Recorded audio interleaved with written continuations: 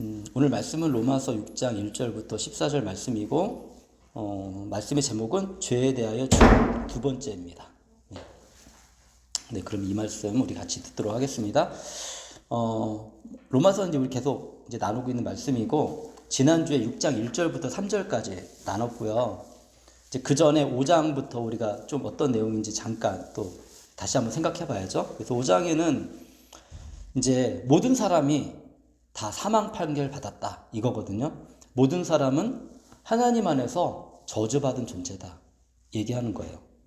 이 세상에 태어날 때 우리가 축복된 존재로 태어나면 얼마나 좋겠어요. 당연히 부모한테는 축복된 존재로 태어나죠. 근데 운명이라는 것은 우리가 그렇게 축복된 대로 살아가는 건 아니고 우리 주변을 둘러봐도 그렇고 세상이 얼마나 사실 저주 가운데 있습니까? 아담과 하와의 지은 범죄로 인해 가지고 하나님과의 관계 속에 우리는 단절된 관계가 되었고 저주받은 존재가 되었어요. 이거는 율법이 있기 전에도 저주받은 존재다라고 이제 사도 바울이 우리에게 설명해주고 있는 내용이었습니다. 5장 내용이. 그래서 율법이 이렇게 없었는데 율법 우리에게 주신 이유는 뭐냐면 우리가 죄인인 것을 더 명확하게 알려주시기 위해서였어요. 율법이 없을 때는, 법이 없을 때는 죄가 죄로 여기지 않았는데 이제 법이 생기니까 많은 것들이 우리에게 죄로 다가오는 것입니다.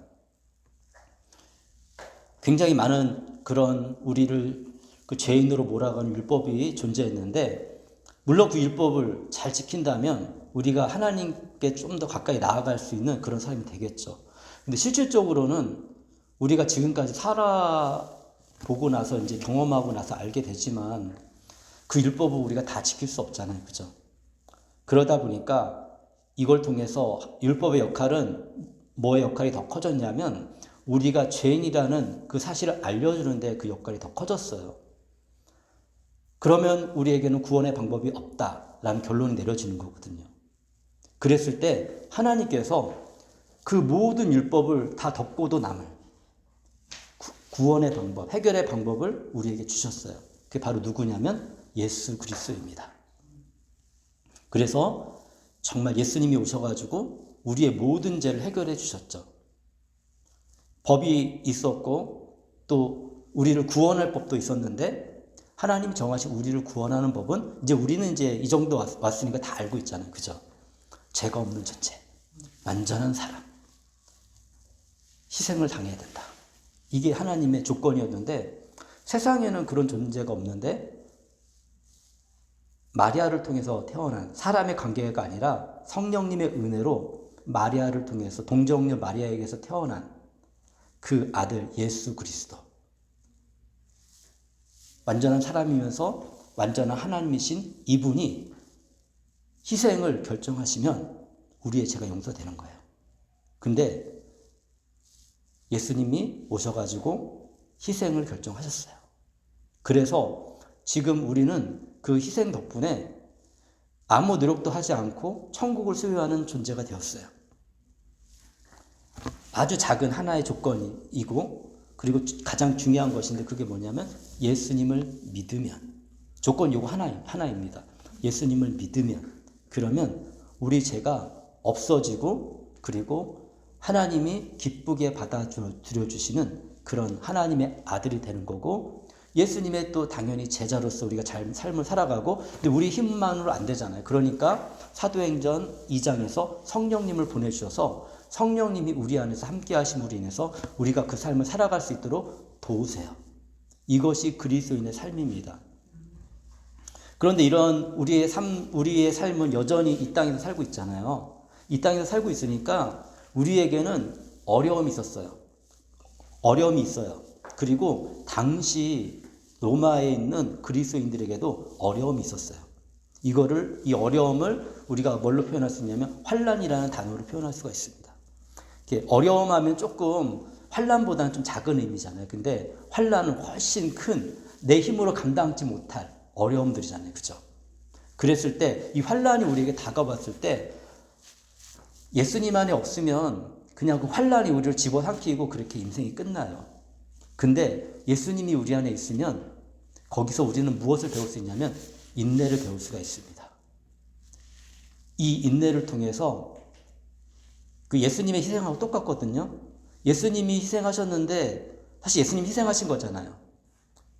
예수님에게는 뭐 큰 유익이 사실 없는 거예요. 예수님 자체에게는. 근데 하나님의 큰 그림 속에서는 우리가 구원받는 은혜가 있는 거죠. 그죠? 이 인내를 통해서 우리는 그때 당시에는 그들이 감당해야 될, 로마 시대에 감당해야 될 인내는 엄청나게 컸습니다. 어떻게 그럴 수 있었을까? 그런 순간이 돼봐야지 저도 내가 그런 인내가 있는지 없는지 이렇게 알 수 있을 것 같아요. 왜냐하면 예수님을 위해서 죽는 거거든요. 그때 당시는. 예수님을 위해서 십자가에 못 박혀서 예수님과 똑같이 못 박혀서 사실 어쩌면 예수님보다 더 큰 고통일 수도 있을 것 같아요. 왜냐하면 불에 태워 죽였으니까. 그거를 가로등처럼 썼으니까 반에. 예. 수많은 그리스도인들이 죽었고요. 그리고 로마 사람들은 이렇게 죽이는 경기를 좋아해요. 사람은 악해요. 그래서 포로들을 보통 그렇게 하는데 그리스도인들을 이렇게 큰 원형 경기장에 집어넣고 사자를 풀어가지고 아니 검수사들을 시켜가지고 그리스도인들을 죽이게 했어요. 그러면서 그거를 기뻐하고 즐거워했어요. 놀이했어요. 그 사람들에게 놀이. 인간이 참 악하죠. 그런데 그때 죽임을 당하는 억울함과 인내. 사도 바울이 얘기하는 여기서 인내라는 것은 이 정도의 수준입니다. 사실 우리가 감당하지 못할 그런 인내죠. 그런데 결국엔 어떻게 됐습니까? 그들의 인내를 보면서 마음이 움직이는 사람들이 있었고요. 불신자들 가운데. 그리고 나중에는 수많은 사람들이 더 많이 예수님을 믿게 됐어요. 인내는 단련된 인격을 낳고 단련된 인격은 희망을 낳습니다.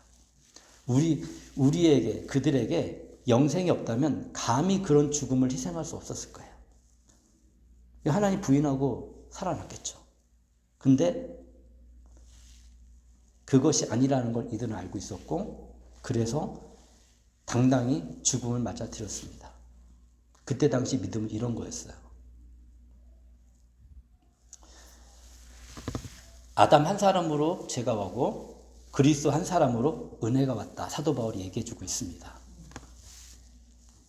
그러면서 6장 1절에 그러면 우리가 무엇이라고 말을 해야겠습니까? 은혜를 더하게 하려고 여전히 죄 가운데 머물러 있어야겠습니까? 라고 질문합니다. 왜냐하면 이때 당시에 이게 굉장히 중요한 문제 중에 하나였어요. 왜냐하면 어떤 죄를 지든지 예수님의 은혜로 용서를 받는 게 아니냐. 그리고 예수님도 그 예수님의 복음서에서 가르쳐 주는 거 보면 더 많은 죄를 받은 사람이 더 큰 은혜를 받은 게 아니냐 이렇게 말씀하신 대목이 있거든요. 그러다 보니까 사람들이 이 말을 오해해서 인간을 정말 그 악을 만들어내는 공장이나 똑같아요. 이 말을 이용해서 악하게 이것을 적용하는 사람들이 있었어요. 뭐냐면 내가 죄를 많이 지면 은혜도 많이 받는 거 아니겠어? 그러니까 지금은 죄를 많이 져야지. 그리고 나중에 예수님 믿으면 은혜를 많이 받겠지. 이 마음의 태도가 잘못된 거죠. 방향이 잘못된 거죠. 그죠? 하나님의 은혜를 이용하는 것은 그거는 참된 믿음의 길이 아니고 그리고 그거는 바른 마음이 아닌 거죠. 누가 들어도 알지만 이런 사람들이 있었어요. 논리를 가지고 그러니까 법이 있으면 법을 막 사람들이 이용해서 자기 이익을 찾는 사람이 있잖아요. 그거랑 마찬가지예요. 내가 예수님의 법을 잘 알고 있는데 보니까 예수님의 법은 이런 법이니까 이 죄를 많이 지면 예수님이 다 용서해 주셔. 그러니까 마음껏 죄를 져! 라고 하는 그런 무리들이 발생하게 됐어요. 이걸 그냥 놔두면 안 되잖아요. 사도 바울 시대에 벌써 이런 생각을 가진 사람들이 있으니까 사도 바울의 주장에 대해서 그렇게 반박하고 사도 바울을 도리어 이렇게 정말 안 좋게 하는 사람들에 대해서 사도 바울도 그게 아니다라고 얘기했어요. 내가 얘기하는 의미는 그것이 아니다. 이 정도까지 왔으면 우리들도 이제 다 알아들으십니다. 예. 그래서 계속해서 말씀을 해주시는 것이 2절에 사도 바울이 얘기하는 그럴 수 없습니다. 우리는 죄는 죽은 사람인데 어떻게 죄 가운데 그대로 살 수 있겠습니까? 이런 질문을 하는 거죠. 이미 은혜를 받고 죄에 대해서 죽은 사람이 어떻게 제 가운데서 그대로 살겠습니까? 쉽게 표현하면 이제는 예전에는 제가 우리 안에서 왕노릇했어요. 그래가지고 제가 우리의 삶을 이끌어 갔어요. 그랬는데 이제는 우리가 예수님 안에서 살고 있으니까 죄가 다시 왕노릇하지 않도록 해야 됩니다라고 얘기해주고 있는 거예요. 근데 왜 이렇게 얘기했을까? 죄가 다시 예수님을 믿고 살아가는 사람도 죄가 다시 왕노릇할 가능성도 있기 때문에 현실적으로는 위험이 있기 때문에 그래요. 그러니까 내 안에 우리가 얼마나 연약한 존재냐면 이 땅에 살아갈 때 아직 연약하거든요. 근육이 자꾸 움직일수록 튼튼해지는 것처럼 믿음도 이렇게 믿음의 삶을 계속 살아갈수록 튼튼해지고요. 우리가 한동안 운동 안 하면 어떻게 돼요? 그러면 몸이 연약해지잖아요. 그죠? 우리 믿음도 좀 비슷해요. 믿음을 가지고 있는 것이 좀 그런 비슷합니다. 그래서 사도 바울이 이렇게 얘기하고 있는 거예요. 이미 예수님 안에서 살고 있으면 믿었으면 그 믿음대로 살아야 되는데 우리가 그것이 잘 안 될 때가 있다는 거예요. 왜 그러냐면 요거는 우리 뭐를 이해하면 되냐면 자유의지라는 걸 이해하면 돼요. 자유의지. 이게 어디에서 나온 단어냐면 아담과 하와가 선악과를 따먹을 때 나온 단어거든요. 아담과 하와가 선악과를 따먹을 수 있는 자유가 있었죠. 따먹을 수도 있고 따먹지 않을 수 있는 자유를 주셨어요. 근데 이 자유의지는 굉장히 중요한 거예요. 왜냐하면 이 자유의지가 있을 때 하나님과의 관계 속에 사랑하는 관계 그리고 내가 선택해서 믿는 관계가 되는 거예요. 만약에 하나님이 우리에게 이걸 안 주셨으면 우리는 이 컴퓨터랑 똑같아요. 컴퓨터는 제가 명령해야지 움직이죠. 그죠? 제가 이렇게 넘겨야지 넘어간다고요. 스스로 안 넘어가죠. 왜냐하면 얘는 아직 자유의지가 없어요. 그냥 이렇게 그리고 얘는 저를 사랑할 수도 없어요. 제가 명령한 대로. 하나님은 우리를 그렇게 만드시지 않았다는 거예요. 컴퓨터와 같이 만든 게 아니에요. 하나님은 우리를 만드셨는데 우리가 하나님을 선택할 수 있도록 만드셨어요. 선택할 수 있는 조건이 필요하잖아요. 그 조건을 뭐로 선택하셨냐면 선악과. 네. 선악과를 따먹으면 너희를 죽어라고 그리고 미리 말씀해 주셨어요. 근데 문제는 그 말을 듣고도 다른 소리가 들려오니까 따먹는 거죠. 우리 세상에 살아가는 것도 똑같습니다. 우리가 믿음으로 예수님을 믿고 살아가잖아요. 그죠? 살아가는데 우리 주변에서는 믿지 않는 분들이 하나님을 모르시는 분들이 많기 때문에 자기의 소견에 좋은 대로 우리에 대해서 평가하거나 말을 하거나 어떤 것을 지도해줘요. 그러면 우리는 예수님을 믿는 믿음이 있음에도 불구하고 그걸 따라가는 경우가 있어요. 이게 바로 뭐냐면 우리에게 자유의지가 있기 때문에 그래요. 그래서 여기서 얘기하는 게 왜 중요하냐면 예수님을 우리가 믿었어요. 믿었으면 끊임없이 우리는 예수님의 말씀을 따르는 삶을 살아야 돼요. 그래서 이렇게 주일날 모여가지고 하나님 말씀을 듣는 것도 뭐냐면 우리가 이 말씀을 통해서 우리 자신을 계속 살펴보게 되거든요. 살펴보면서 평가하는 거 스스로 이 많은 말씀들 가운데 날마다 그리고 또 이렇게 모여가지고 계속 우리 자신을 돌아보는 거거든요. 내가 믿음으로 잘 살고 있는가. 이렇게 교회에 오면 다 믿음의 사람들이니까 그리고 또 서로 격려해주는 관계니까 우리 마음을 열어놓고 또 기도해주고 이렇게 축복해주면서 믿음이 자라날 수가 있는 거죠. 그리고 우리가 또 평소에 삶을 살아가면서 어떤 걸 결정할 때 하나님 말씀이 우리 마음속에 떠오르니까 그 떠오를 때 그 선한 하나님의 뜻대로 결정할 수 있게 해주시는 그런 힘과 능력은 성령님으로부터 오는 거예요.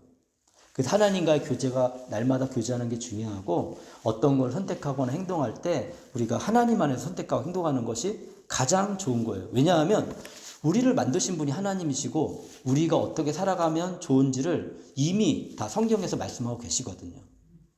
그래야 되는데 우리의 마음이 악하다 보니까 세상에서 살아가는 방법, 세상에서 어떻게 살아갔어요? 이용해서 내 유익을 취하잖아요. 세상의 구조가 다 그렇잖아요. 이 창세기에 다 나와 있어요. 아담이 하나님이 왜 그것을 따먹었니? 선악과를 따먹었니? 그러니까 하와 때문에요. 하와는 뱀 때문에요.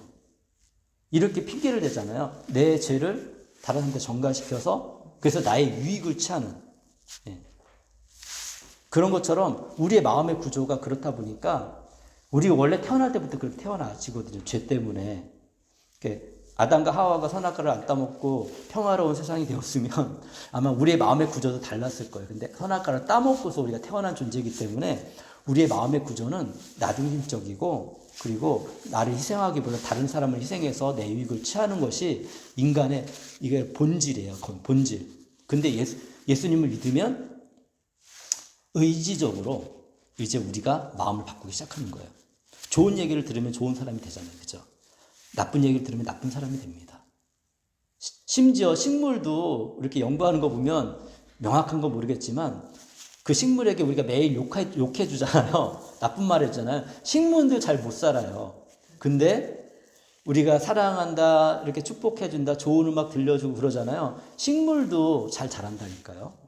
이런 거는 사람들이 궁금하니까 연구해가지고 연구 결과가 좀 나와 있어요. 뭐 정확한 과학적으로 증명하기는 쉽지 않겠지만 어쨌든 표면적으로 나타나는 건 그렇게 나타나 있거든요. 이런 거 보면서 저는 느낍니다. 아, 하나님이 정말 하나님이 만드신 세상이 맞다. 그리고 인간이 정말 이 세상을 관리하고 돌봐줘야 될 대상이 있구나. 하나님 우리를 그렇게 창조하셨구나. 우리를 통해서 그런 일이 지금 일어나고 있구나. 우리의 영향력이 그렇게 큰 거예요. 그래서 좋은 말 해주고 사랑한다는 말 해주고 예전의 옛 습관들, 욕이라든지 악한 말들은 우리 입에서 나오지 않도록. 이건 의지가 필요해요. 이걸 통해서 우리가 선악과를 따먹지 않는 것처럼 이렇게 하나님을 선택하는 걸 날마다 삶 가운데. 그래서 이 말을 하는 거예요. 3절에 세례를 받아 그리스도 예수와 하나가 된 우리는 모두 세례를 받을 때에 그와 함께 죽었다는 것을 여러분이 알지 못합니까? 네, 여기서 세례가 나옵니다. 지난주에 잠깐 설명했지만 세례는 그리스도와 연합했다는 나 신앙의 고백이에요. 그래서 우리 세례를 받을 때는 헌신을 요구합니다. 과거에는 어떤 헌신이 있었냐면 한국에 기독교가 처음 들어오고 선교사님들이 들어와서 보니까 한국 사람들이, 특별히 남자들이 음주 문화가 너무 셌어요. 음주 문화가 너무 셌고, 그래서 그 시절에는 어떤 게 있었냐면 세례를 받을 때는 음주를 금하게 했습니다. 술을 금하게 했어요. 세례를 받을 때는. 이제는 그동안 내가 술을 먹고, 왜냐하면 한국 사람들은 술을 먹어도 그냥 한두 잔 마시고 기분 좋게 마시는 게 아니라 문화 자체가 왜 그런지 모르겠지만 많이 마시고 집에 와서 연약한 가족들을 괴롭히고 이런 것들이 지금 한국의 많은 문화였기 때문에 우리 그리스도인들이 그러면 안 되겠습니다 라고 생각해서 아예 술을 금한 거예요. 왜냐하면 술을 한두 잔 먹으면 다시 돌아가거든요, 사람들이. 한국의 문화가 그랬기 때문에 그래요. 그 다음에 이 연초, 이게 담배 피는 거. 근데 그때 당시에는 담배도 담배지만 대마초가 문제였어요. 일제시대 때는 한국 사람들의 정신을 파괴시키기 위해서 일본에서 한국에 대마초를 팔았어요. 그때는 합법적이었어요. 어린애부터 어른들까지. 아편이 아니고? 예, 아편. 이게 대마죠. 그런 거, 아편, 그 정도, 그런 거를 유통시킨 거예요. 아편을. 그래가지고 사람들이 담배만 피는 게 아니라 피면서 대마도 똑같이 피는 거잖아요. 그죠?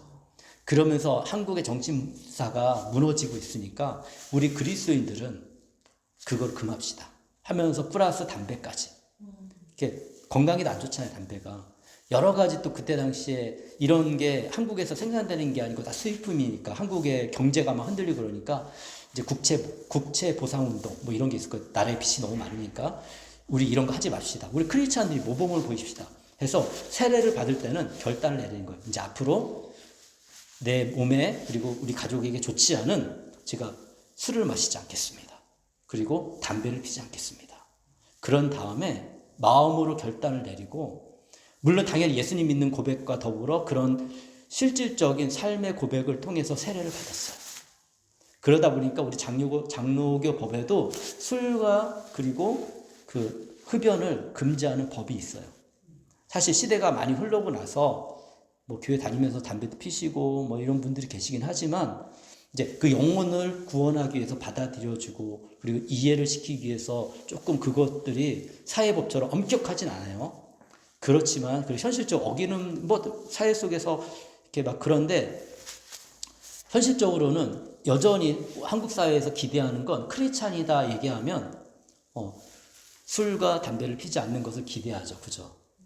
그러니까 이렇게 만약에 제가 어디 가서 술 먹고 담배 피우는 모습을 만약에 우리 성도님들이 보신다면 저희한테 굉장히 큰 실망이 될 거예요. 아니 목사님이 그죠? 왜 그러냐면 목사라는 직함에 기대감이 있는 거예요. 근데 어디 집사님이 이제 뭐 술 먹고 담배 피우면 이미 사회가 아유 뭐 저 집사 그런데 속으로 뭐 생각하는 거예요? 진짜 신앙이는 아니구만 이렇게 생각한다고요. 이게 이 사회적인 통념이 지금 현재 돼 있거든요. 그래서 이렇게 그리스도와 우리가 연합되는 거잖아요. 그러면 무엇인가 내 안에 제약된 것들, 이때 당시는 또 다른 것들이었죠. 그것들을 금주하고 뭐 우상을 섬기지 않는다든지 뭐 그때 사도시대의 법이라는 것은 그때 목매어 죽인 것을 먹지 않겠습니다. 그런 것들을 우상에게 드렸던 그런 것들을 내가 먹지 않겠습니다. 이런 고백들이 사실은 조금 있었어요. 근데 이것 때문에 구원을 받거나 구원을 못 받거나 그거의 문제가 되는 게 아닙니다. 예수님을 믿으면 다 구원을 받을 수가 있어요. 근데 이것도 역시 선택이죠. 그죠? 결국에는 이것들이 예수님을 믿는 방향으로 우리를 인도해주고 우리가 신실한 믿음의 사람으로 다른 사람들이 우리 봤을 때 정말 그리고 내가 하나님을 만났을 때 다른 사람은 두 번째고 첫 번째 나죠. 하나님을 대면했을 때 내 안에 자유함과 기쁨과 희망을 준다면 그것은 유익한 것입니다. 그런 선택은. 그런데 그것을 행했을 때 내 안에 절망과 하나님과 멀어지게 한다면 그거는 나쁜 선택인 거죠. 좋은 선택은 아니죠. 그래서 날마다 우리 삶 가운데 선택의 기로에 놓여져 있어요. 너무 감사한 건 예수님의 사랑은 너무 커서 기다려 주신다는 거죠. 근데 기다린다고 이용하시면 안 돼요. 그거는 나쁜 거예요. 기다려 주신 하나님을 이용하는 건 나쁜 겁니다. 그러니까 하나님 안에서 우리 자신을 인정하고 그리고 우리 자신을 계속 바꿔나가는 삶을 살아가는 게 되게 중요한 겁니다. 4절에 그러므로 우리는 세례를 통하여 그의 죽으심과 연합함으로써 가장 중요한 게 뭐냐면 예수님의 죽으심과 연합한 거예요. 그와 함께 묻혔던 것입니다. 그러니까 예수님이 죽으셨잖아요. 예수님이 죄를 다 안고서 죽으셨잖아요. 우리는 그 예수님이 죄를 다 안고 죽으신 것 같이 우리도 죽은 것입니다.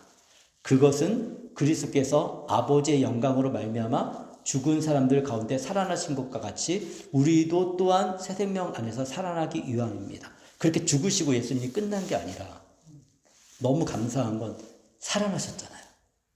마찬가지로 우리도 죄와 함께 죽고 이제는 이렇게 그리스도와 함께 살아난다는 거예요. 예. 근데 예수님 믿고 나서 우리가 살고 있지만 예수님 믿는 게 훨씬 좋습니다. 예수님 믿고 살아가니까 훨씬 좋아요, 정말. 안 믿던 사람 삶보다 훨씬 행복하고요. 그리고 정말 훨씬 소망이 있고요. 그리고 정말 안전함이 느껴져요. 네. 그래서 이제는 예전에 우리가 여전히 예수님 믿고 나서도 주님 믿기 이전에 어떤 여러 가지 나쁜 습관들이 있을 수 있는데 그런 것들을 하나하나 버리셔야 됩니다. 용기를 가지고 버리시고 그래서 날마다 주님을 만나는 게 중요합니다.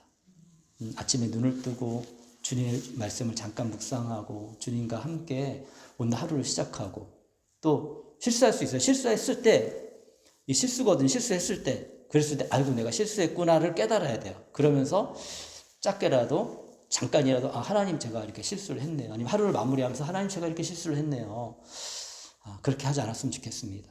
저에게 은혜를 베풀어 주셔서 힘을 주셔서 믿음을 주셔서 악을 선택하지 말고 선을 선택할 수 있도록 주님 도와주십시오. 라고 고백하고 또 그런 우리의 가장 작은 가정의 환경과 또 우리 교회의 환경과 또 이 사회의 환경 속에서 나를 통해서 만들어지는 거예요. 그러면 바뀌어집니다.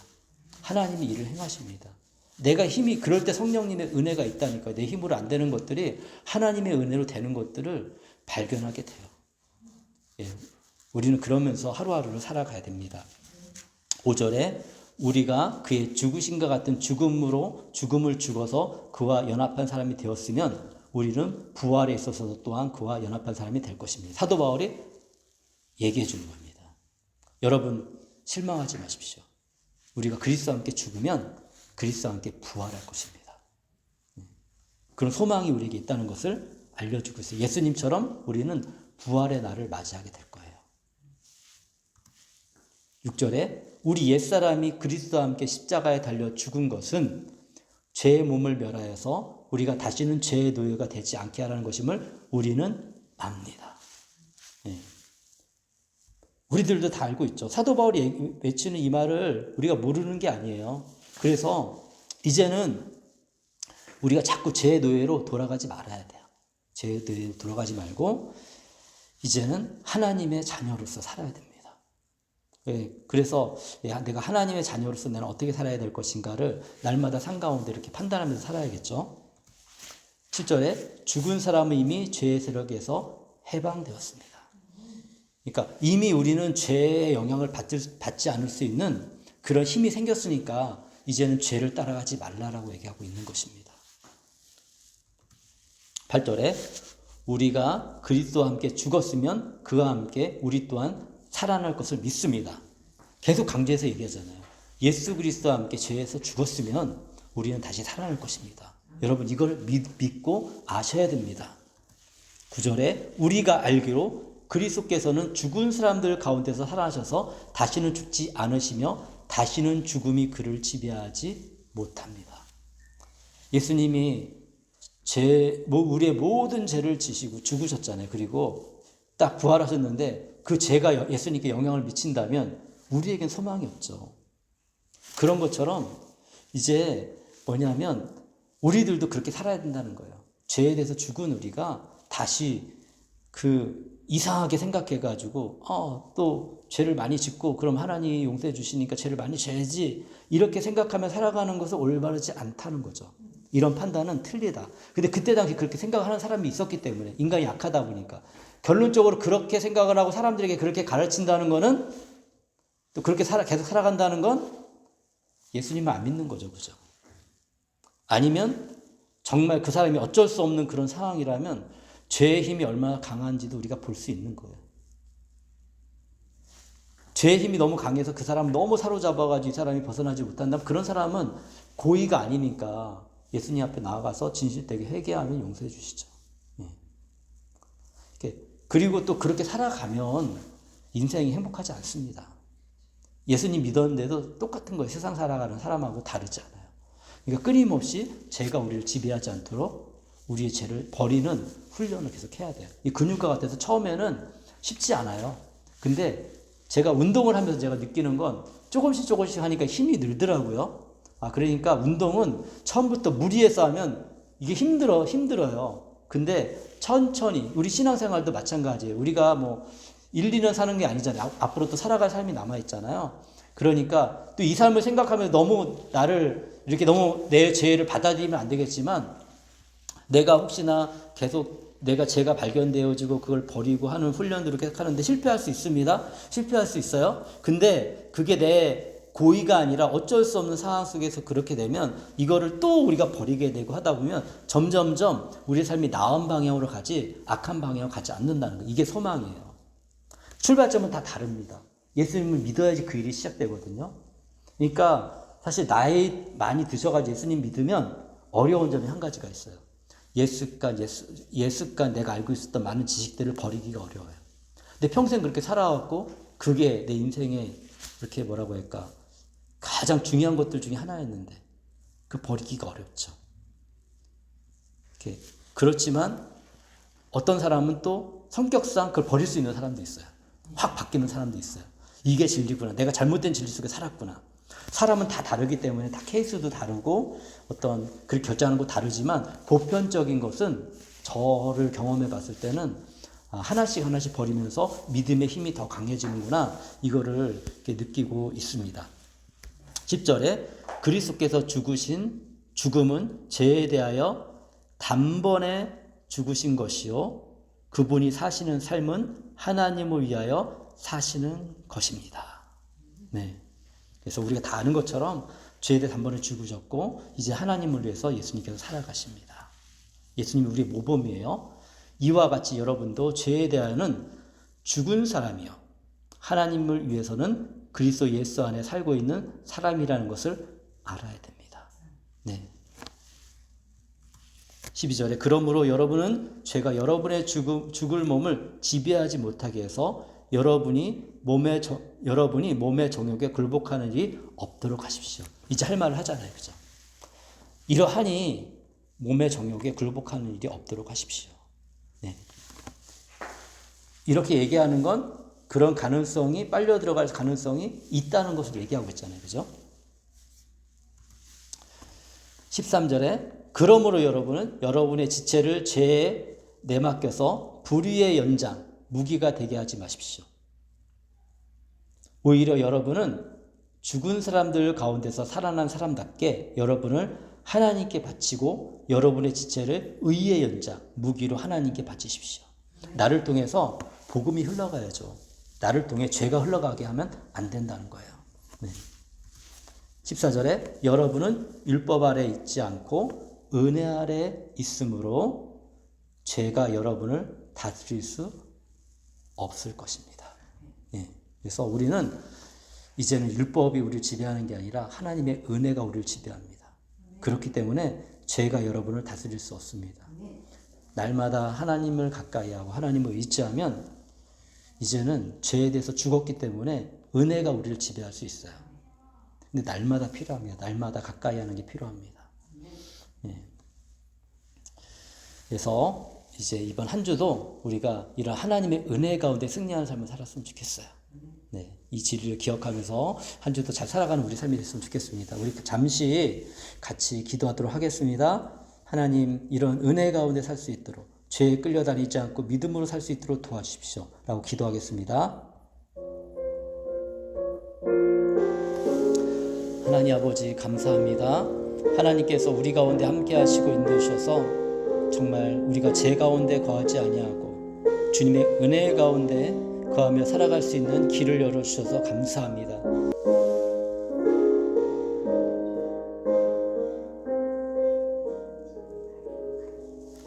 제가 축도하겠습니다. 이제는 우리 주 예수 그리스도의 은혜와 하나님의 사랑과 성령님의 함께 하심이 예수님을 믿고 의지하며 믿음으로 한 걸음씩 걸어가는 믿음의 삶을 살아가는 우리 모든 성도들에게 지금부터 영원까지 함께 있을지어다. 아멘.